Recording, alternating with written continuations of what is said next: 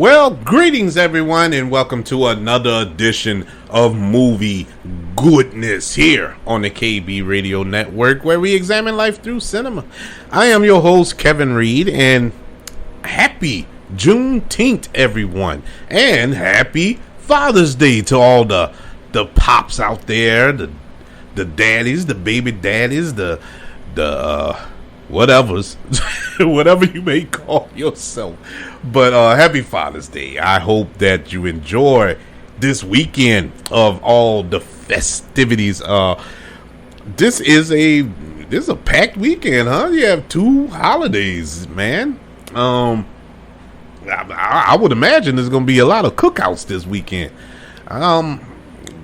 Thinking about I ain't thinking about it. We're gonna do a little barbecue here at the Hizzy, to be a little slash celebration, and so I'm excited for that. Get some barbecue in my life. But today's episode is gonna be about those two things. We're gonna discuss Juneteenth, a little bit about Juneteenth, and we're gonna go into Father's Day, and then we're gonna have our movie review. And this week's review is the 1991 classic Boyz in the Hood, which covers both bases. I think this covers the Juneteenth and Father's Day, because that movie does have one of the most powerful fathers ever put on the big screen, and I think it got lost in the shuffle with all the controversy. Well, I say controversy, but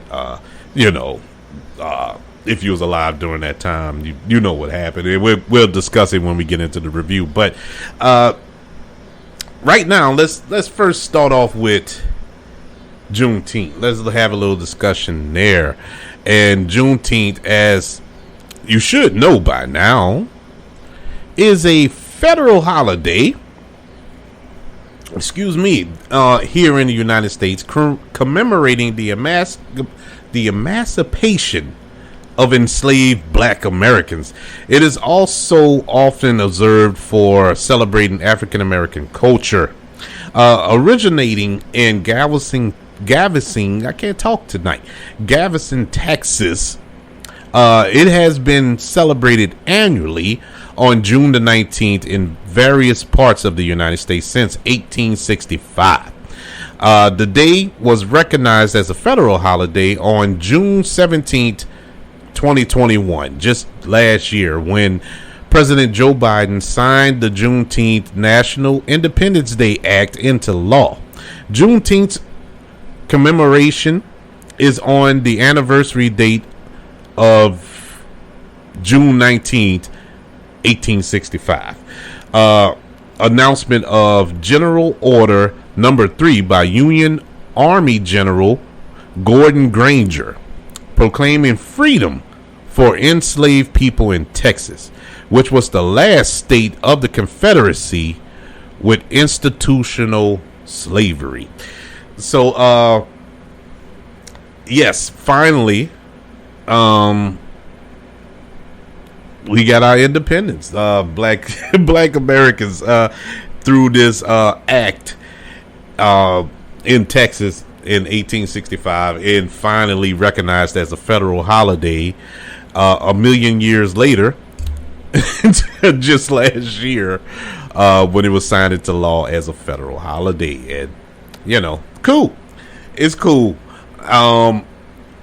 Honestly, I've been celebrating Juneteenth for about 5-6 years, I think, 5 or 6 years. Personally, I'll take off from work. Because I felt that was my Independence Day. 4th of July is all fine and good, but let's be real. July 4th, 1776, black people were enslaved. So it wasn't our Independence Day. You know what I'm saying? So I'm just keeping it real. And our Independence Day didn't come till 100 years later. Well, more than 100 years after that. Well, no, not more. About 90 years later, give or take. So, yeah, happy last year when they finally did sign it into law. But quite honestly, It was kind of lackluster of a recognition, because I felt like it was pandering, to be honest with you. I felt like it wasn't real, because there's so much more that needs to be done other than giving us a holiday that benefits everybody. What about the policing act, policing reform, gun reform, voter registration reform? What that's stuff that impacts the black community, not this. And so I'm happy that it's being recognized, but I felt like it was being recognized to draw attention away from the real issues that need to be addressed. But I guess you got to take it what you can get. You can't obsess over what you can't control. And so I'm happy that this is an holiday, and I do have a day off on Monday. I appreciate that. So there's your celebration. Well, your reason for the celebration, should I say, of Juneteenth, which actually is on Sunday, but it will be recognized on Monday. And speaking of Sunday, Father's Day.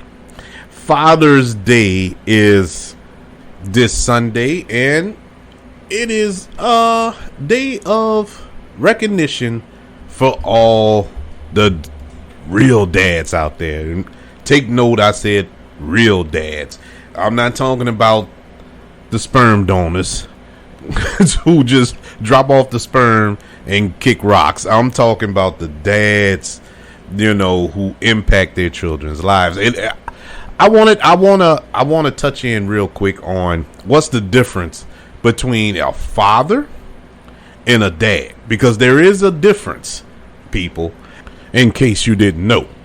See, a father is like I said before, a sperm donor, somebody who may or may not have an impact on a child's growth or development, whereas a dad is somebody who's there, who provides, who teaches, shows, cares. See, dad is a term of affection, whereas father is just your label. That's who you are. A dad is what you are. You get where I'm coming from? So I had a dad. I had a dad, and this is a rough holiday for me. This is one of those holidays where I sit back and I guess you could say I'm kind of how can I put this kindly, depressed. It's a depressing day for me, and it's getting better. For those who don't know, my father passed away 7 years ago from prostate cancer, or pancreatic cancer. I'm sorry. And it's been rough going through life without him, even though I'm a full-fledged grown man and have children of my own, a family of my own. But I still find it rough, because my father was the biggest impact in my life. And that's not to take away from my mother, because my mother, despite the fact that I'm talking up my dad today, my mother, whether she know it or not, is me. I've been told by multiple sources that I look exactly like my dad, but I act exactly like my mother. So my personality is my mother's. So don't get it twisted. I'm not throwing mama to the side today, but it's just Father's Day. And so I can't escape that either. Even though I look in the mirror and I see him every day, whenever I open my mouth and speak, that's my mother. So that's, I can't get rid of none of them. They made sure to ruin me collectively. Collectively. And so but my dad instilled in me so much as a man, as a black man, as a father, as a dad, as a husband, as a worker. Everything about me is my dad, and including my movie loving. And I wouldn't be as into movies as much as I am if it wasn't for that man. That man was a movie fanatic. He loved movies, especially westerns. He used to come home every day, turn on westerns, and they would play all night. It used to drive me, my mom, my siblings up the wall, because that's all we heard all night long. Horses galloping, 6-shooters shooting. And that's all we heard all night. And he had this before surround sound. I don't think my dad ever had surround sound, but it was he had the TV on full blast all night, even when he was asleep. And God forbid if you go in there and change the channel while he's asleep. You go in there, you change the channel. Now you hear him snoring. He was, ooh boy, his snoring, as loud as the TV was, his snoring drowned out the TV. And so you'll go through. You're like, okay, he's asleep. I can watch such and such. And so you go sneak in there, sneak in the front room, change the channel. As soon as you click it, I was watching that. Turn it back. I was watching that. What? You've been asleep for an hour. You missed half the movie. But he did it all the time. I don't know how he did that. You can sit there and call his name. Pop. Pop. Pop. You sleep? Pop. He wouldn't move. He'll continue snoring. I mean, you be in his ear. But change that TV. He'll wake right up. He'll wake right up. But I remember y'all remember the plasma TVs? My dad had he was when they first came out, those plasma TVs, and they told you, like if you had those channels that had had their logo on the corner of the screen while you was watching them, and they would tell you when you bought the TV. So occasionally you'll have to change the channel because it will burn into the screen. The little logo, because that's what I don't know why plasmas did that, but they did that. Well, my dad never changed the channel. My dad had Encore Western, the Encore Western channel. Matter of fact, that's the only reason he bought cable, for he could have the Encore Western channel. Now, Encore and Stars was a package, or it probably still is. I don't know. I don't have cable anymore. And it had buku channels. They had like 10 channels with Encore and Stars. But he only bought the package because you had to get the package. You couldn't just get the one channel. So he got the whole package just so he could watch westerns. And he kept it on that channel so long it burnt into that logo, burnt into the corner of the television screen. And it stayed there. No matter if you changed the channel, whatever, and it stayed there until they finally got another TV like 10 years after that. And I think just now my mom got another TV just a few months ago. But yeah, that's how much he watched westerns. But he watched so many more. And my love for action movies is because of him.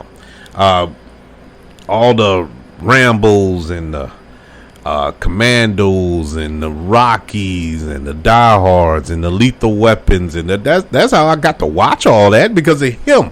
Because when we got when we finally got a VCR, The heavens parted and VCR fell from the sky and we got one.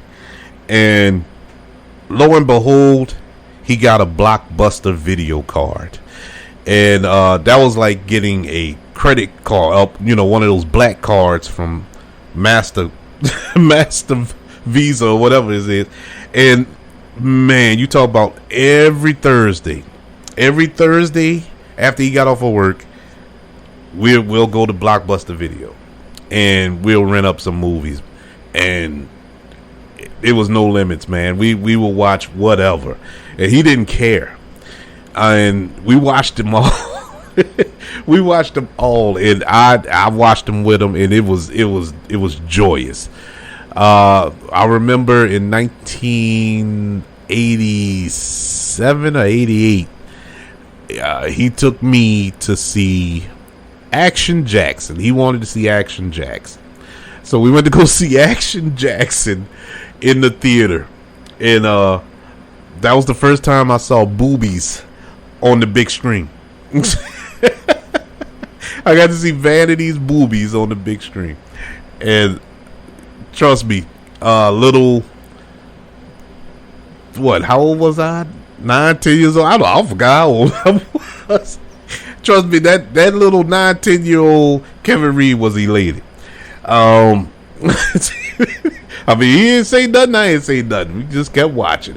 But to this day, Action Jackson is one of my favorite guilty pleasure movies.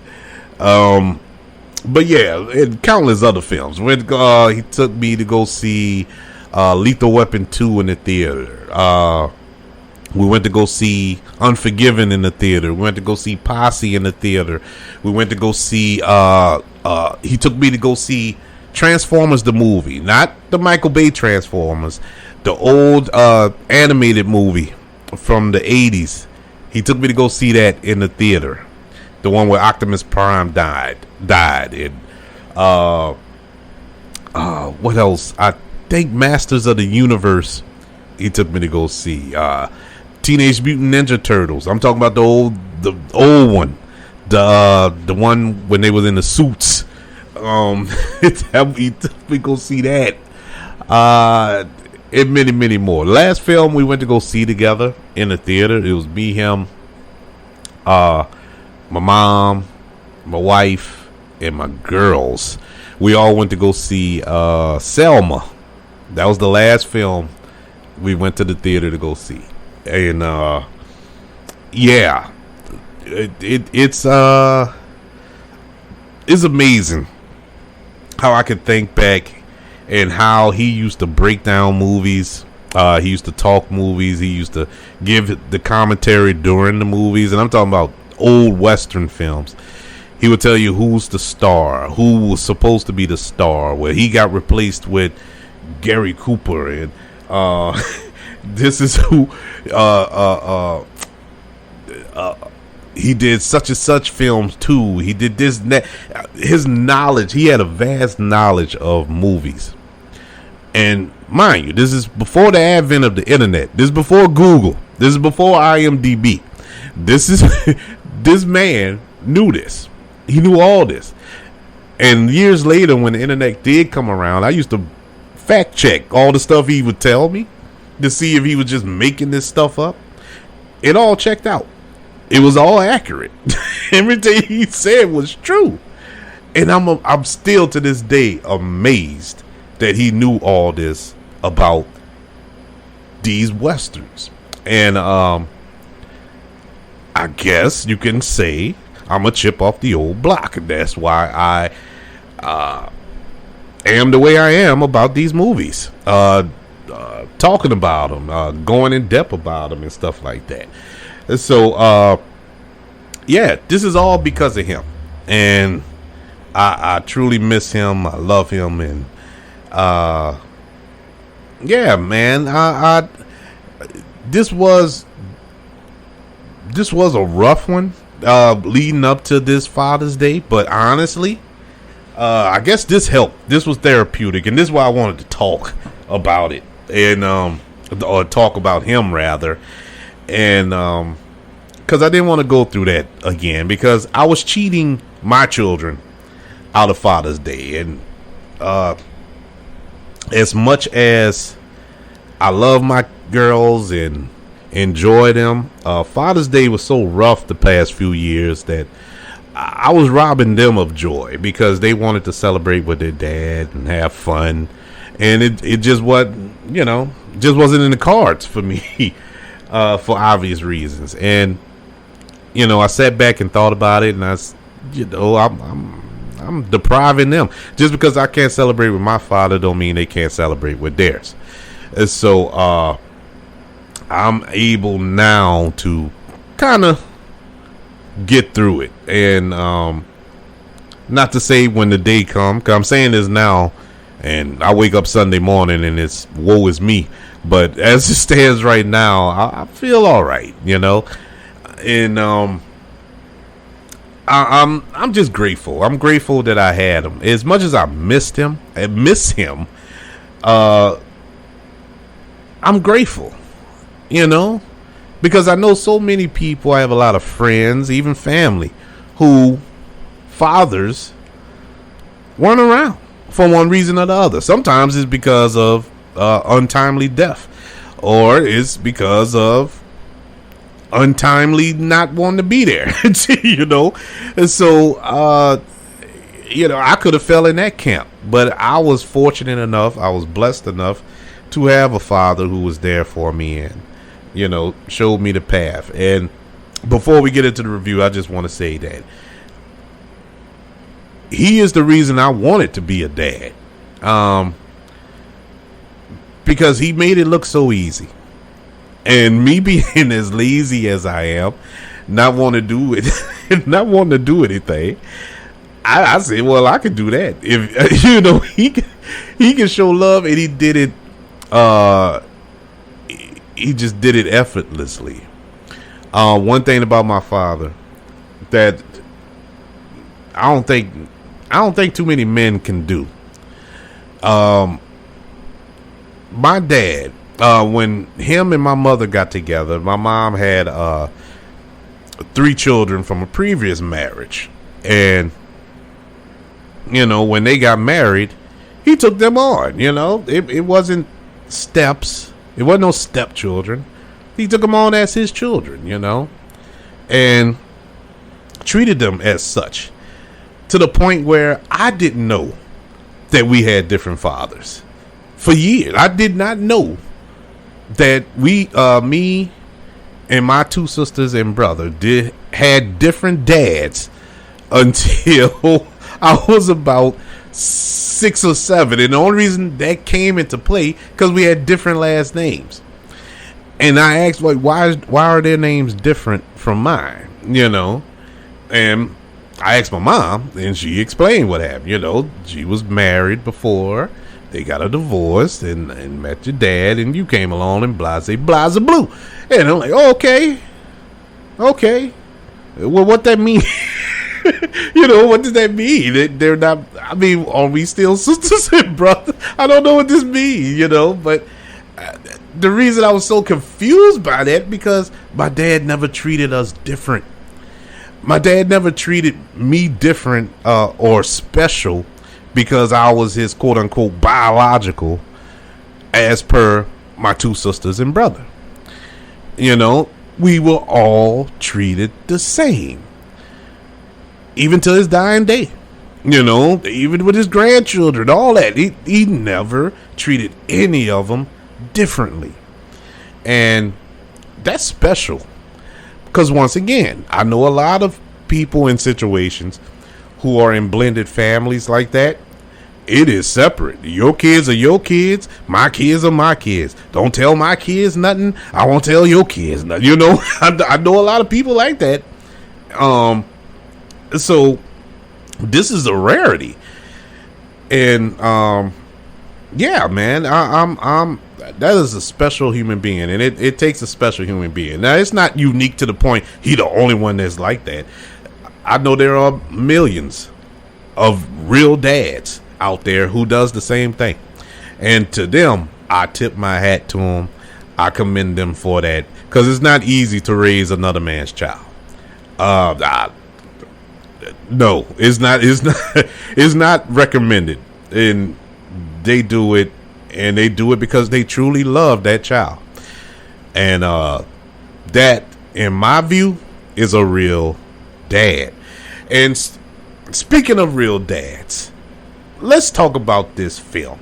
Let's go into this movie, which I get. You're probably a little confused. How is this a Father's Day movie?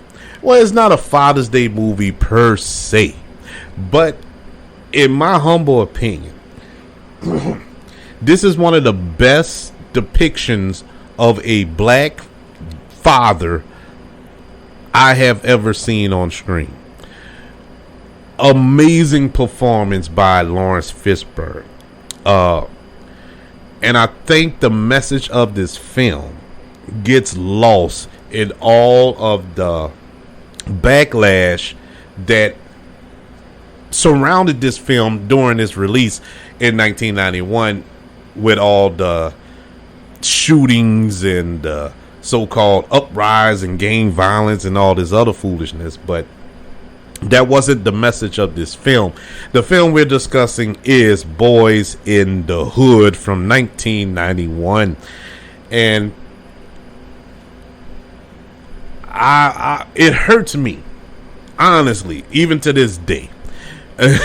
You know what? 30 years, about 30 years later, that this film is pretty much considered glorifying gang violence, and nothing could be further from the truth.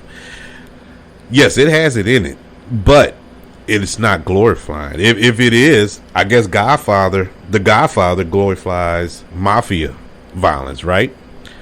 I had another example and it jumped out of my head. So you can't do that. You can't do that to this film. You're robbing this film of its true message, I feel, and the message I received from it. Now, I don't know if this is the way John Singleton wrote it, but this is definitely how I received it. I received it as a message about the detachment of father figures in young black men's lives growing up in these communities. The difference between having a father and not having a father. And that's how I looked at it. And if you never looked at it that way, I implore you to watch this movie again and see where I'm coming from. Boyz in the Hood is a 1991 American coming-of-age hood drama film written and directed by the late, great John Singleton, who passed away a couple of years ago. John Singleton had a amazing career. One of the biggest influences in my life, as far as me wanting to be a filmmaker, me wanting to be a director, John Singleton was the one that I looked at and as inspiration. Whether it was Boyz in the Hood or Poetic Justice or Rosewood, and so on and so forth. He had so many excellent films that I enjoyed. Some I didn't, but for the most part I did. The less said about Abduction, the better. And Too Fast, Too Furious. I didn't too much care for those. But anyways, Boyz in the Hood, I have zero problems with that. This is his feature film directorial debut. The film stars Cuba Gooding Jr., Morris Chestnut, Ice Cube, Lawrence Fishburne, Nia Long, Regina King, and Angela Bassett. Boyz in the Hood follows Trey Styles, portrayed by Cuba Gooding Jr., who is sent to live with his father, Furious Styles, portrayed by Lawrence Fishburne, in South Central Los Angeles, surrounded by the neighborhood's booming gang culture. The film's title is a double entendre, a play on the term boyhood, and a reference to the 1987 Eazy-E rap song of the same name, coincidentally written by Ice Cube. John Singleton initially developed the film as a requirement for application to film school in 1986 and sold the script to Columbia Pictures upon graduation in 1990. During writing, he drew inspiration from his own life and from the lives of people he knew and insisted he direct the project. Principal photography began in September of 1990 and was filmed on location from October to November of 1990. The film is notable for featuring breakout roles for Ice Cube, Cuba Gooding Jr., Morris Chestnut, and Nia Long. The film starts off with this journey with a young Trey, a 10-year-old Trey. I believe he's 10 years old when we first meet him. And he's somewhat of a troublemaker. He's smart in school. He does his schoolwork, but he's a troublemaker. You know, he's the class clown. He has zero problems getting in a fight. You know, gets into trouble with his friends and stuff like that. You know, typical little kid stuff. But he was spiraling out of control, and his mother recognized that. And so she figured, you know what? I can't do anything with him. Maybe his father can. So she ships him off to live with his father in hopes that his dad can raise him and teach him how to be a man. And immediately, this is how the movie begins. And this is why I always felt like this was at the meat of it, a tale about fathers, good fathers. Lawrence Fishburne, this is him at his peak, man. This is him displaying a level of kind of, I guess you could just say straight up respect. He's the type of dad. He reminded me of my dad, not as stern, because my dad was not how can I put this, a disciplinarian, so to speak. My dad only whooped me once, and I think that's because I just brought it to that point. You know, I took it to that point. You know, my mom was the disciplinarian, but my dad was kind of, you know, like I said before, he was a soft-spoken fella, so he never really whooped me. But when he spoke, you know, and he only said it one time. He wasn't going. There was no need to repeat himself. But the Lawrence Fishburne character, Furious Styles, he was stern. He spoke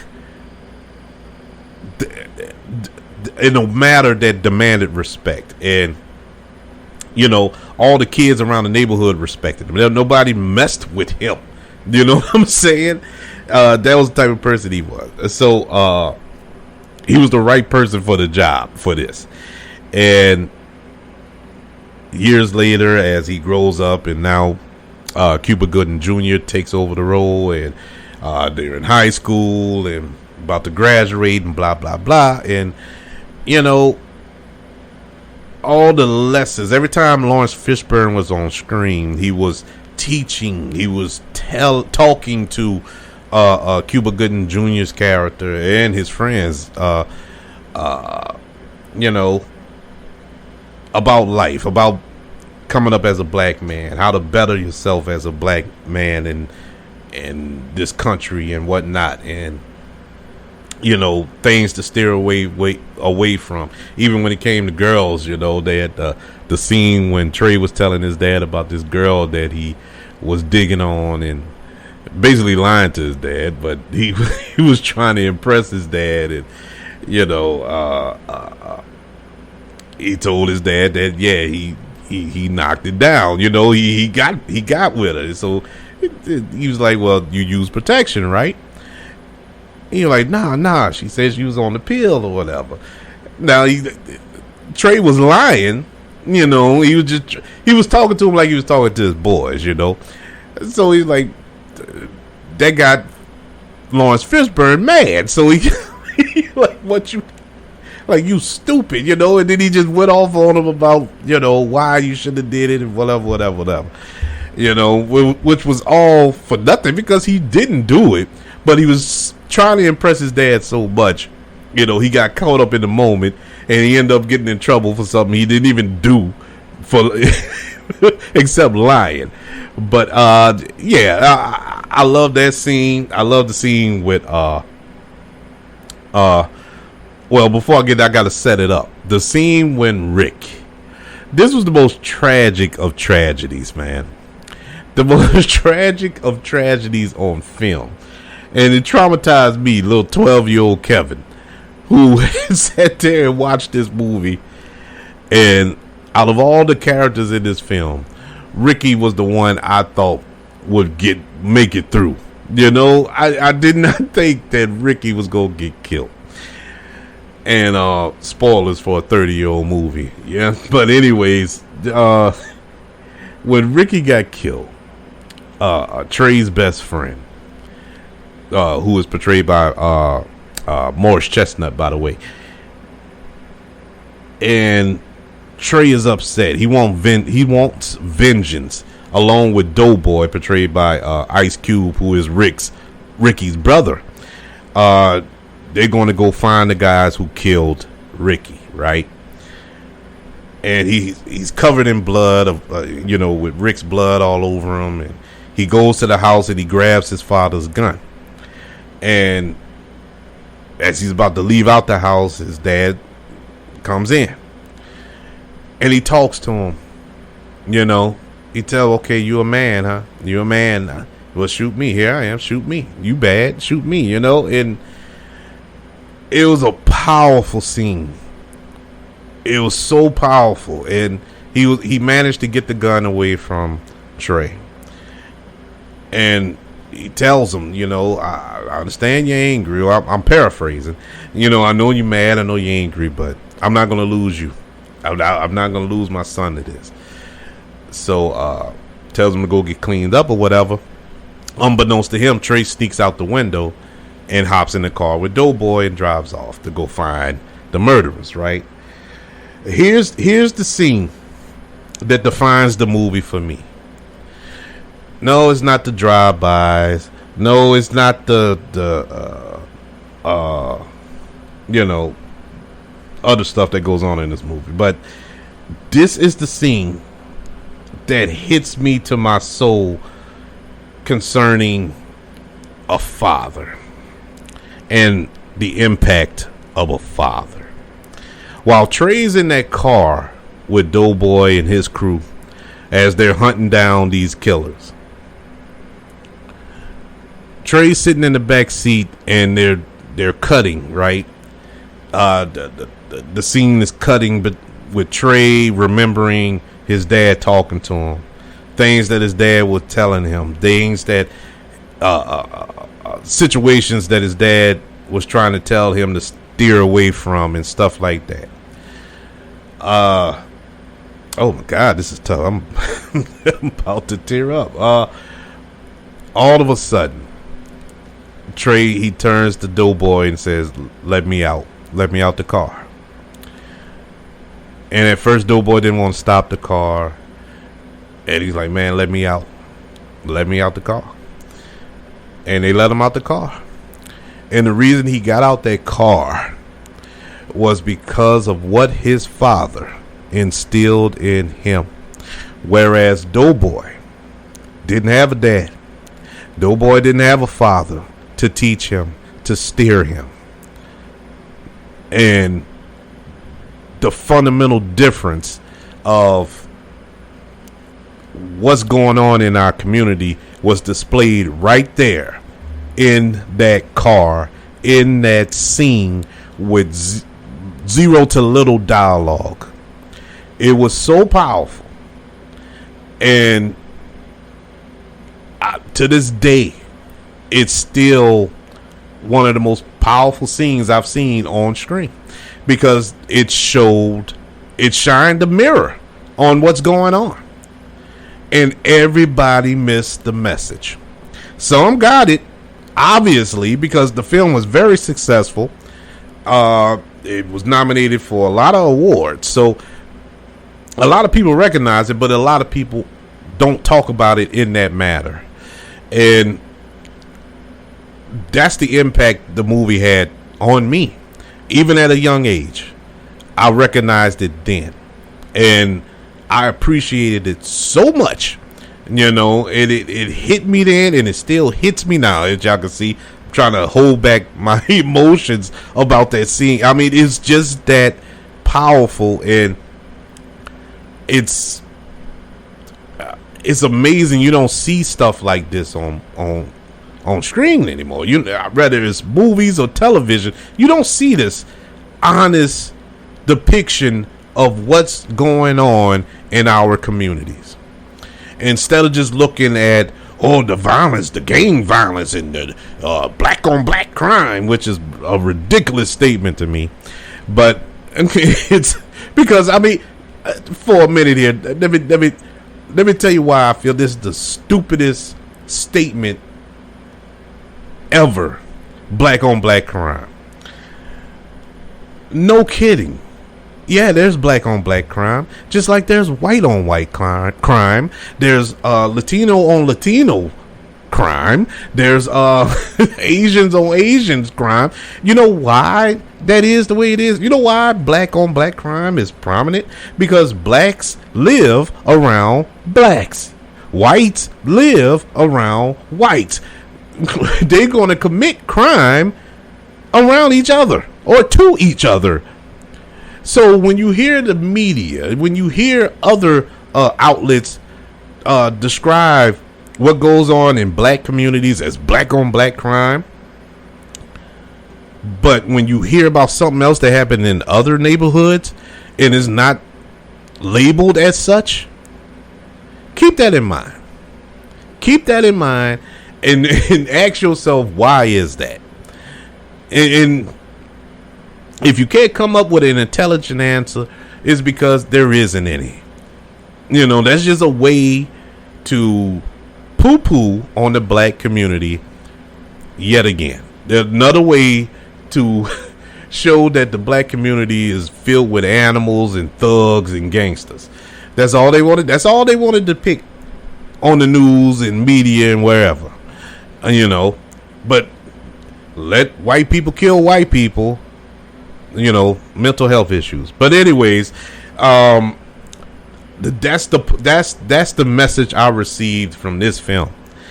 Like I said, I don't know if John Singleton's goal was that throughout this film, if that's the message he was trying to push forward, but that's the message I received of fathers having an impact on these young black men, and it is very important. And obviously, it saved Trey's life. He didn't get caught up in that foolishness, even though deep down he wanted to. And we all do. We all, you know, whether it's our father, our mother, whoever who raised us, grandparents, or whoever who raised us up, they taught us right from wrong.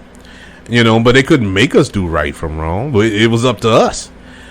You know, the parents or the grandparents, or whoever it is, your guardians, whoever raised you, their job is to plant the seed. You know, it's up to you to mind the garden, to make sure it grows, to water it, you know, to pick the weeds. And so, yeah. But Boyz n the Hood was filmed with a budget of $6.5 million. It grossed, just in North America, $57.5 million, making it a hit. It was nominated for 2 Academy Awards at the 64th Annual Academy Awards. Best Director and Best Original Screenplay for John Singleton, making him the youngest person and the first African American to be nominated for Best Director.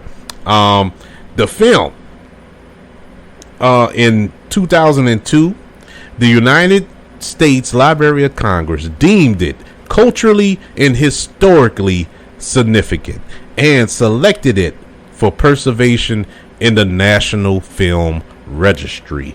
Boyz n the Hood is one of my favorite movies. It still holds up. It is still an impactful film. It gave us the start of Ice Cube's film career. You know, without this, we wouldn't get Fridays or Are We There Yet, and so on and so forth. It launched Cuba Gooding Jr.'s career, who later went on to win an Academy Award in Jerry Maguire. Angela Bassett, Lawrence Fishburne, Nia Long in her first film. This was Regina King's first time on in a feature film. So many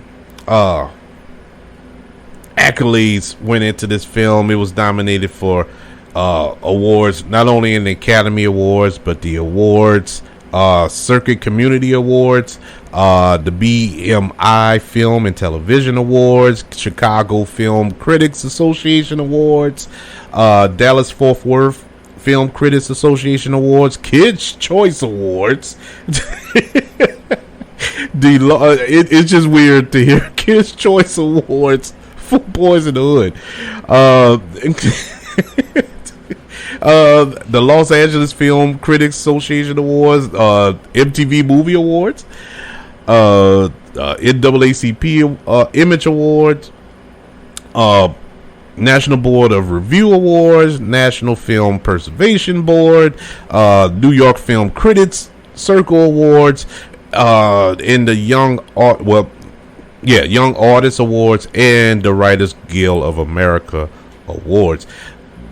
Awesome film, very impactful, very culturally significant. I love this film in every aspect, but the biggest part is the father aspect of this film, which is a huge impact. And I hope people revisit it. If you didn't get that point, if you didn't get that message, if you've seen it before, I implore you to watch it again and look for that and see if you view this movie differently. Boyz n the Hood gets a letter grade of an A+. Perfect film. Is a masterpiece. Is as awesome as John Singleton's career has been or had been. God rest his soul. It never really quite hit the heights as Boyz n the Hood. He made some good films, like I said, Poetic Justice, Rosewood, the Shaft remake with Samuel L. Jackson, not that recent one, the one from the early 2000s. And many more. He's made some really good films, but this was great. And it's hard to do it repeatedly. Only a few directors have made classics and classics. I mean, what, Spielberg, Zemeckis, Fincher. It's not too many. There's not too many who has made has a catalog of classics. So it's nothing to be ashamed of. But anyway, yes, it gets an A+. I love this movie. Everybody, that's the show for today. And I'm proud of myself today because on 3 different occasions I almost broke down, and I didn't. I was a big boy today. I didn't break down. So yeah, man, to all the fathers, once again, happy Father's Day. I enjoy your ties and your socks. That's the universal gift for Father's Day. So enjoy your day. And once again, to everybody, happy Juneteenth. Hope everybody celebrates safely. everybody, and have fun. Have some fun. Summer is truly here. It is. I don't know what the weather is around the world, but here in southeastern Louisiana, it is in the hundreds all day long. I'm talking from 4:30 to 5 o'clock in the morning when I wake up till about 10:30 when I go to bed. It is still in the triple digits. It is hot. My goodness, man. And officially, summer isn't until next week. It is hot. And we ain't even get to July and August yet down here. My God. Woo. But everybody, what you're doing this weekend, how you're celebrating this weekend, and how did you feel about Boyz in the Hood? Do you love it? Do you feel you're going to revisit it again? Maybe I said something that'll make you revisit it. Like, look, I didn't see it that way. Let me know before and after. And you watch it again. You can email the show at kbradiopodcast@gmail.com. Look us up on social media. The KB Radio Network on Facebook, Instagram, Twitter, TikTok, and YouTube. If you're listening to us on iTunes, Apple Podcasts, or Spotify, don't forget to leave the 5-star ratings and reviews. If you're listening on other platforms, don't forget to share and follow the show. Let everybody know you're listening to the KB Radio Network. Everybody, once again, happy Father's Day. Happy Juneteenth. Enjoy your weekend. Enjoy your week. Enjoy. I love you. Continue to love one another. And until we speak again, you all be blessed.